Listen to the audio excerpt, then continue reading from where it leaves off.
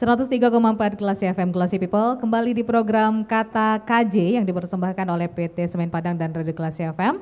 Dan tentu saja saya masih berada di lounge Hotel Grand Zuri. Satu kali sebulan kami berada di lokasi yang sangat nyaman ini untuk melakukan diskusi hangat.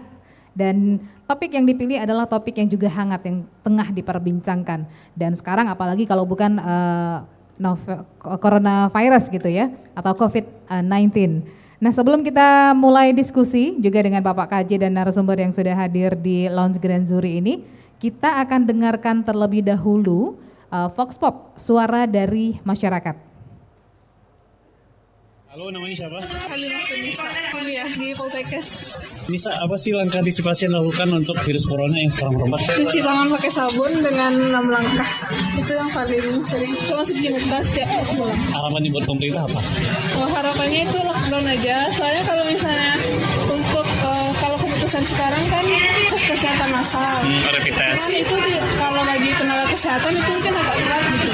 Oh gitu. Namanya siapa? Fauzan Bang, kuliah di UIN Monjol. Pengen nanya nih, apa sih langkah antisipasi yang dilakukan terkait virus corona yang sekarang merebak?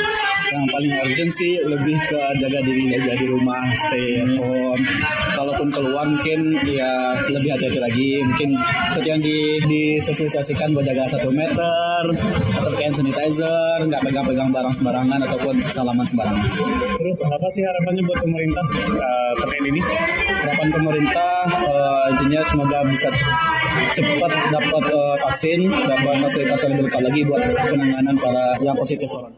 Namanya siapa? Krisna, kerja di SDIT. Apa sih langkah antisipasi yang dilakukan untuk virus corona sekarang? Yang pastinya lebih sering berada di rumah, kalau nggak tutup banget biasa keluar rumah, dan rajin bersih-bersih. Terus harapannya untuk pemerintah ini gimana? Lebih realistis aja sih untuk penanganannya gitu, jangan yang nggak terjangkau dalam waktu dekat, nggak usah dilakukan. Oke, baik. Jadi kalau kita dengarkan sekilas tentang dari Vox Pop tadi, masyarakat sudah cukup aware, Pak KJ dia sudah mengerti harus mencuci tangan dengan baik, harus menjaga kesehatan, menjaga jarak, melakukan social distancing seperti yang dihimbau oleh pemerintah Pak KJ. Silakan Pak KJ untuk diskusi selanjutnya. Ya, Ibu Dokter. Ya, baik, Ibu Dokter Arina. Iya. Nah, selain yang cuci tangan, tinggal di rumah, apalagi yang mesti dilakukan? Misalnya harus makan apa, minum apa, bagaimana perlu olahraga dan sebagainya. Menurut ilmu kesehatan bagaimana, Bu? Agar tubuh kita tetap imun dan seterusnya. Baik Pak, makasih. Jadi sebenarnya adanya infeksi virus corona ini yang bisa menimbulkan penyakit COVID-19 justru memang mengingatkan kita untuk membiasakan diri pola hidup bersih dan sehat. Sebenarnya menggunakan masker ketika batuk itu sudah dari dulu kita lakukan, kita sarankan pada pasien yang ke rumah sakit. Tapi saat ini mengingat penyebaran virusnya sangat cepat dan beredar juga, begitu kita batuk atau bicara saja, semprotan nafas kita itu bisa mengandung virus. Bila kita karier, maka tentu saja menjarakkan bertemu atau social distancing atau malah sekarang dibilang physical distancing itu sangat penting. Menghindari keramaian menjadi sangat penting. Berada dalam lift dikurangi orangnya itu jadi sangat penting. Nah, nutrisi itu sebenarnya tidak harus yang mahal ya Pak. Kita bisa ada di sekitar kita. Alhamdulillah bersyukur kita di Sumatera Barat. Kita punya buah dan sayur yang banyak mengandung vitamin C, vitamin E ya. Kita seperti buah atau sayur yang warna kuning kemerahan atau yang hijau itu sebenarnya sudah cukup. Masalahnya adalah pola makan kita yang sudah banyak berubah. Tidak begitu banyak yang suka sayur apalagi makan buah. Nah, jadi sebenarnya selain sayur dan buah itu kemudian nutrisi terutama telur Pak itu sebenarnya bagus. Telur yang direbus itu bagus untuk menambah daya tahan tubuh. Kemudian istirahat. Nah, ini saya pikir masih banyak kita yang susah tidurnya. Nah, dengan kondisi COVID-19 yang menakutkan ini saya pikir insomnia makin banyak nih Pak. Makin cemas. Iya, makin cemas, makin khawatir. Padahal sebenarnya saya kebetulan konsultan psikosomatik Pak. Jadi saya penyakit dalam yang konsultan psikosomatik sangat memahami proses ketika kita mengalami ketakutan justru imun kita turun. Nah, kita sibuk misalnya mau konsumsi makanan yang meningkatkan imun dari luar, sementara di dalamnya turun gitu karena stres. Jadi pesan saya ke masyarakat, silahkan mau konsumsi makanan anjuran sehat selama ini, minum minimal 2 liter per hari, istirahat yang cukup 7 sampai 8 jam. Ya, kemudian tambah umur tentu agak kurang sedikit ya, bisa 6 atau 8 jam masih mungkin. Kemudian konsumsilah apa yang biasa kita pakai, terutama makanan yang mengandung omega 3 seperti ikan laut misalnya. Itu juga sesuatu yang cukup gampang kita peroleh di Padang, di Sumatera Barat. Sayur-sayuran yang membiasakan anak-anak untuk konsumsi sayuran Bagaimana susah. dengan Ya, gimana Pak? Bagaimana dengan madu, jahe merah, sirih? Ya. Nah, itu harganya serai, naik sekarang dan tuh Pak. seterusnya Katanya yang rimpang-rimpangan sering tuh dibuat. mahal sekarang. Iya. Itu Barusan efek juga saya tuh, Bu. dapat brokes bawang merah. Ya, mungkin ada yang dapat juga ya. Jahe, Bawang merah kunyit, ditaruh di apa udara gitu ya. terbuka. Ada penelitian dari Cina katanya ya. Kemudian ternyata bawang merahnya menjadi hitam gitu dan situ virusnya numpuk. Iya. Jadi saya sangat berpesan kalau betul-betul saringlah apa yang kita baca. Jahe dan makanan yang seperti itu yang diolah itu sebenarnya tidak serta-merta membuat tubuh kita tahan.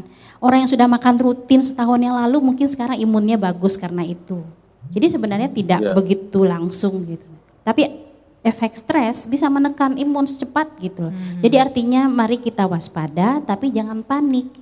Saya salut dengan pemerintah kota, ya pemerintah Provinsi Sumatera Barat. Mari kita pertahankan daerah ini zero case. Ya. Karena upaya yang sudah dilakukan itu memang mungkin ada yang bilang lebay banget sih sampai daerah diatur seperti ini. Saya bikin untuk hal yang seperti ini kita harus jaga Sumatera Barat jangan sampai ada yang positif gitu. Nah, enggak apa-apa kita berlebih sedikit. Jadi usaha promotif preventif itulah peran dari Pemda dan kami yang di petugas kesehatan ini akan berupaya supaya bisa merawat dengan maksimal. Tentu saja saya pikir yang paling berat bebannya mungkin kita yang direktur rumah sakit bagaimana mencukupkan APD. Berterima kasih sekali, mudah-mudahan bantuan itu cepat datang. Karena 10 orang saja yang kami rawat, kita butuh satu shift itu bisa butuh 10 minimal ya, 10 orang pasien itu 5 perawatnya. Ada petugas labor atau petugas ronsen dan petugas lainnya berarti sekitar 8 orang semuanya pakai APD dalam satu shift. Jadi sehari kita butuh minimal 24. Bayangkan kalau kita merawat pasien itu untuk 2 bulan ke depan, dikalikan saja berapa APD yang kami butuhkan. Nah kalau itu sudah tersedia kami akan pastilah rumah sakit akan fokus supaya perawatan ini bisa selesai dengan cepat dan alhamdulillah. Mohon doanya juga, kami di Rumah Sakit Unan sekarang juga menyiapkan labor kita juga punya alat yang sama dengan labor biomedik. Jadi kalau ada 2 yang bisa kita pakai, akan semakin banyak yang bisa kita periksa. Kita akan prioritaskan dulu untuk Sumatera Barat tentu saja. Lalu kalau udah ketahuan orang ini negatif, dia bisa kita rawat di ruang biasa, maka ruang isolasi menjadi untuk yang kalau ya na'udzubillah kalau ada yang positif gitu. Nah ini juga terkait ruang isolasi, kesiapan RS Unan kalau ditunjuk jadi rumah sakit rujukan bagaimana Bu? Jadi ruangan yang kami sulap menjadi ruang isolasi itu kan logistiknya obat. Ya jadi sekarang kita siapkan kebetulan itu ruangan itu di basement dan memang sangat tidak akan ada interaksi dengan pintu masuk pasien lain. Berapa kamar Ibu? Kita siapkan sekarang bisa maksimal 23 tempat tidur, tapi saat ini kami siapkan untuk 10 tempat tidur. Karena harus butuh kamar mandi. Ketika pasien diisolasi mereka masih satu ruangan atau satu orang satu ruangan? Kalau untuk satu ruangan satu orang itu kita bisa untuk 8 orang. Okay. Tapi ruangannya cukup besar. Seandainya ada yang kita bisa sisihkan yang perempuan dengan perempuan, yang suspek dengan suspek, kita partisi dulu. Satu ruangan bisa 2 atau 3. Tapi tentu saja konsekuensinya kalau kita merawat sampai sebanyak itu, kita akan butuh tambahan tenaga. Jadi mungkin suatu saat kita akan buka pengumuman untuk sukarelawan, mulai dari dokter sampai cleaning service-nya gitu. Karena pasti yang rawat pasien biasa kan juga masih ada yang kita rawat. Nah jadi pasti ini penambahan aktivitas tentu saja akan membutuhkan banyak tenaga SDM juga. Nah itu mereka kita latih dulu pasti supaya bekerja tidak gegabah ya, karena bagaimanapun petugas kesehatan harus bekerja sesuai standar. Jangan panik, jangan cemas karena panik dan cemas akan bikin gegabah dan kemudian dia akan bisa terinfeksi, membahayakan dirinya sendiri dan keluarganya dan kawan-kawan di rumah sakit ya. Jadi kita latih dulu lah, kita latih dulu. Gitu Pak. Pak Wali. Bu ya. Nah sekarang kan ada ruang isolasi Pak.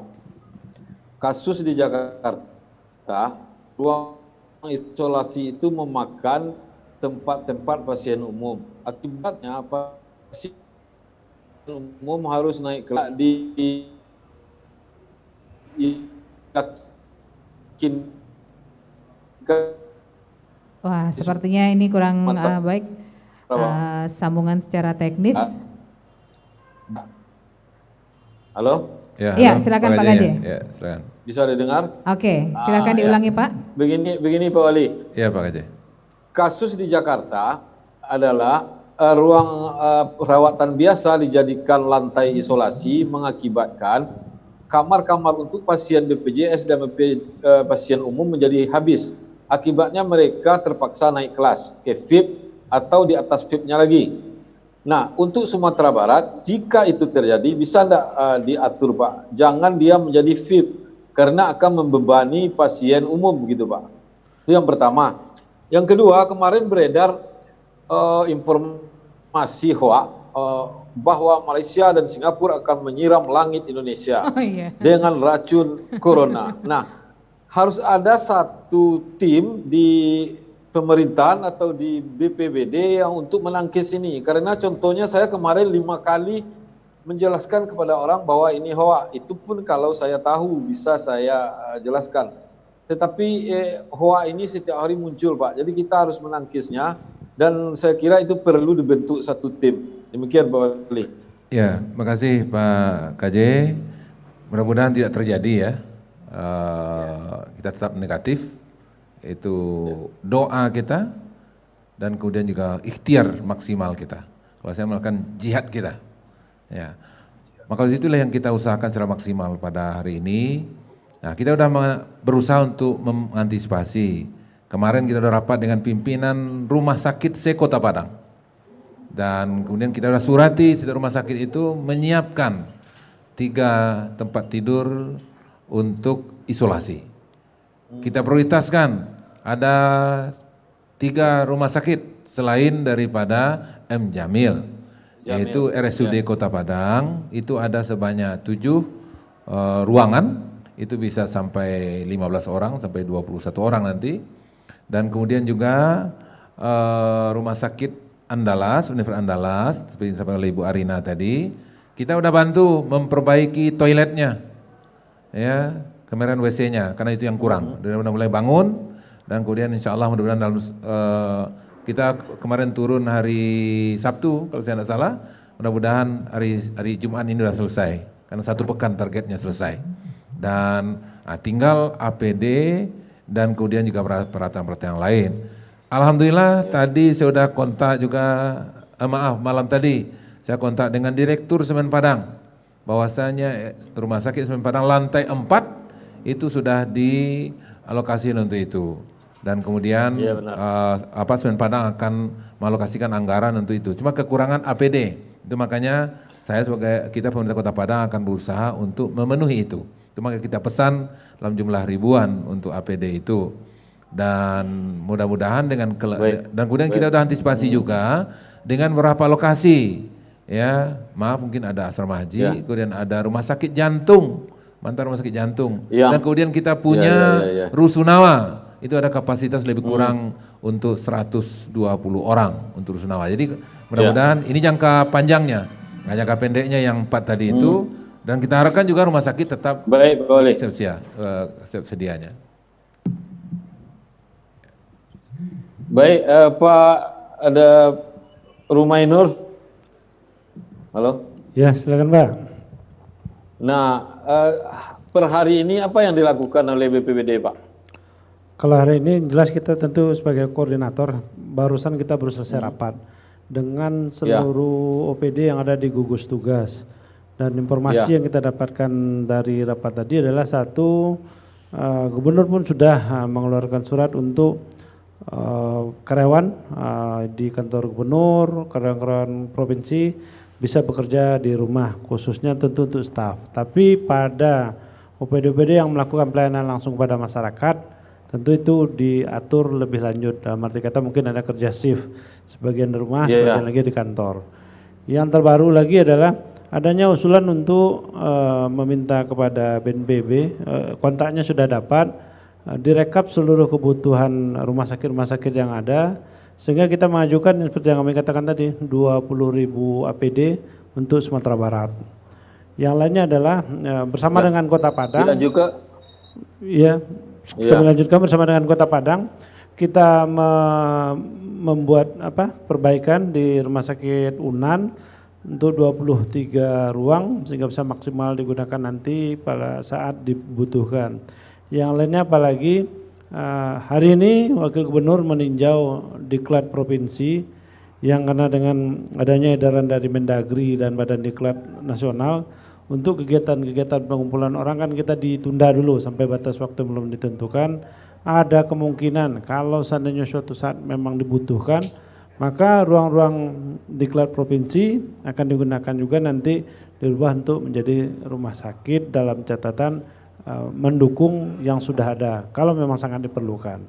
Dan langkah-langkah ke sana sudah disiapkan, termasuk juga tadi membawa dinas PU kalau memang dibutuhkan akan ada tambahan fasilitas dan dananya tersedia. Nah, kita tetap menunggu bagaimana perkembangan. Kita berharap sebagaimana katakan Pak Wali Kota tadi, ini jihad kita bersama, doa kita bersama, semoga Sumatera Barat tetap zero positif sampai ditutupnya nanti COVID-19 darurat nasional di Jakarta.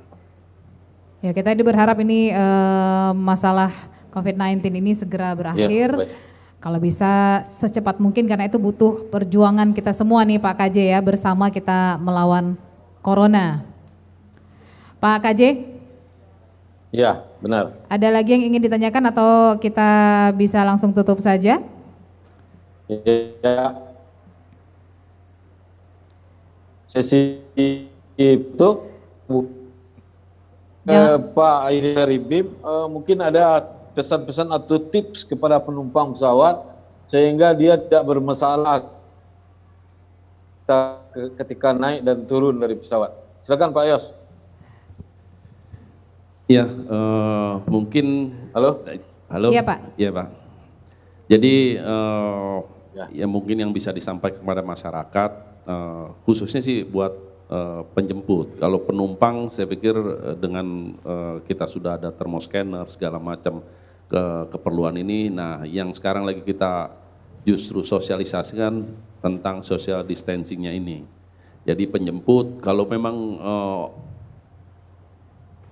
orangnya yang dijemput belum datang, nggak usah ngumpul di area kedatangan gitu, supaya mereka itu jauh-jauh dari kumpul-kumpul sama orang gitu. Nah itulah yang memang saya sarankan kepada masyarakat untuk menjemput, ya udah begitu ada teman langsung ketemu, jemput langsung pulang gitu.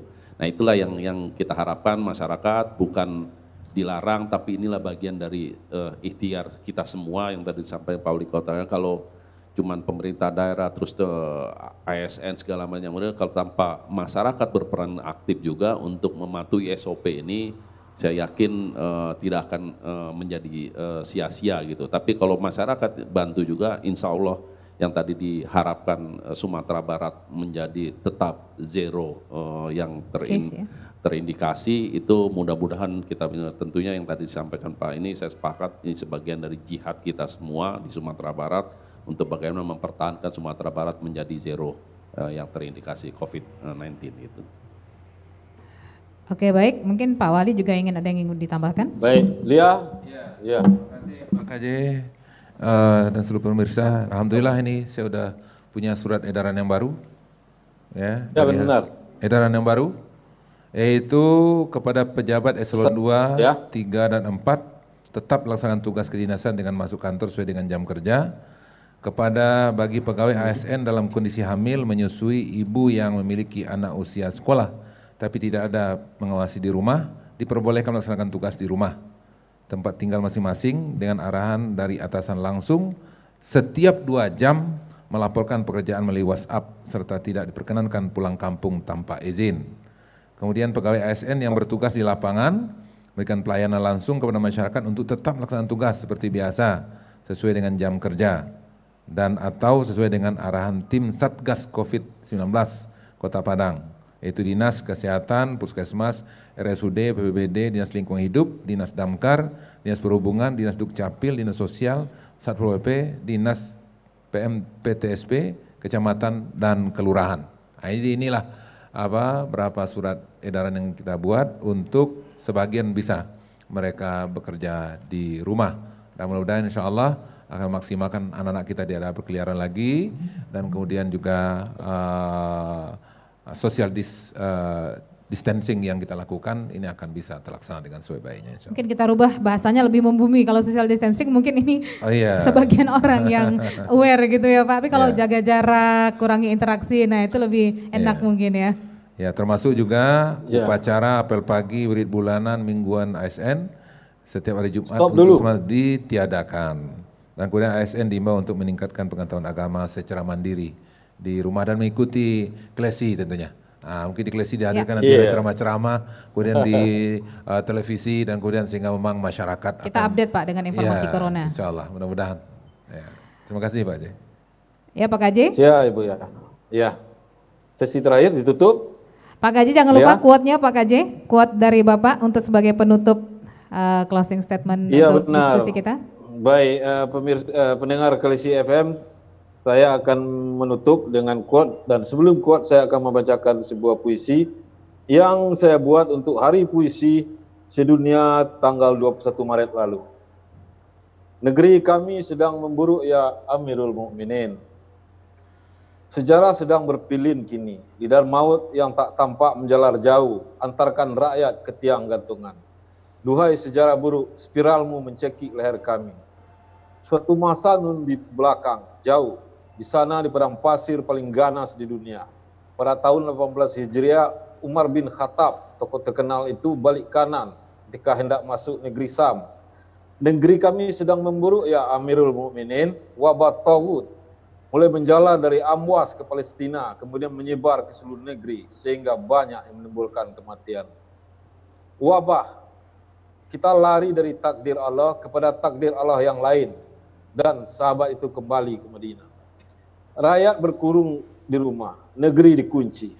Kini dunia bulat atau dunia datar ini dilanda wabah. Kini corona, lidah maut yang lain datang memilit sejarah. Orang-orang tergeletak di jalan tanpa kisah, hanya data. Ribuan mati di rumah, sakit, tanpa nama, hanya angka. Tak rumah, tak kota, tak negara. Semua dikunci, lengang, paling lengang. Orang direnggut dari sekolah, dari kantor, dari kerja. Globe seperti berhenti berputar, sumbunya bergerak-gerak, lalu sayap waktu melayang di depan semua rumah, membawa penumpang bagai gergasi. Padahal tiap rumah punya atap dan di dalamnya ada cinta. Hari ini cinta tanpa senyum, tanpa bunga, yang ada jarak, yang berjarak. Secangkir kopi dari pulau, kopi para pelaut, menemani sejak pagi, baru setengah, sisa setengah. Kita hidup dengan kopi, teh, gula, garam, sekarang dengan wabah. Tapi jangan cemas kawan, kita tak sendiri, walau sedang sendiri. Ada angin, ada air, ada daun-daun, ada gunung, ada awan gemawan, ada lembah, dan kita ada kitab suci di rumah. Kau baliklah kitab itu, nun, demi pena, negeri kami sedang memburuk ya Amirul Mukminin. Tulislah, biar jadi sejarah. Pemirsa, pendengar Klesi FM, acara ini saya tutup. Kita bagai anak ayam.